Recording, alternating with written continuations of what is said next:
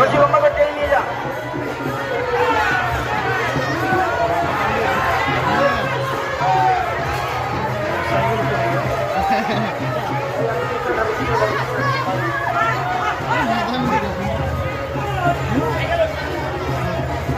जगन्नाथ देव की, जगन्नाथ देव की, गौरम बहू की, गौरम बहू की, माई की, धाम की, पुरुषोत्तम धाम की, वृंदावन धाम की, गुरु गोकुल आश्रम की,